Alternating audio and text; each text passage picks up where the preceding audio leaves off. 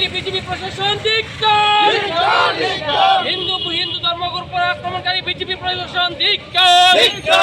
হিন্দু ধর্মগুরুর উপর আক্রমণ নরেন্দ্র মোদী হয় জবাব তোমায় দিতে হবে। হিন্দু ধর্মগুরুর উপর আক্রমণকারী বিজেপি প্রশাসন ধিক্কার।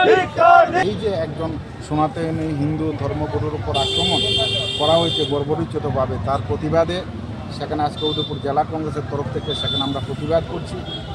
যারা এই শঙ্করাচার্যের উপর সেখানে হামলা করেছে অবিলম্বে তাদের দ্রুত চিহ্নিত করে আইনি ব্যবস্থা তাদের বিরুদ্ধে নিতে হবে।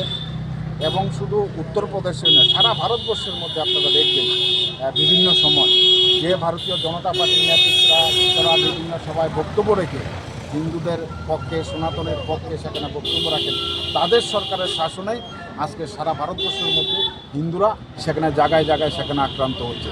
আমরা সেখানে মহারাষ্ট্রে আমরা দেখেছি আরএসএসের যে সদর কার্যালয়, সেই সদর কার্যালয়ের গাড়ি পার্কিংয়ের জন্য সেখানে 150 বছর পুরনো এই হিন্দুদের যে আস্থার একটা মন্দির রয়েছে, সে মন্দির ভেঙে সেখানে গুড়িয়ে দেওয়া হয়েছে।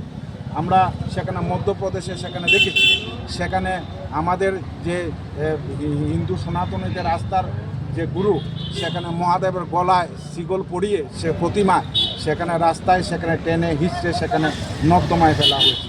এই সমস্ত ঘটনা সেখানে প্রমাণ করে যে ভারতীয় জনতা পার্টি আসলে মুখে তারা হিন্দু দরদির কথা বলেন, সনাতনের কথা বলেন, আসলেই তারা ভেগদারি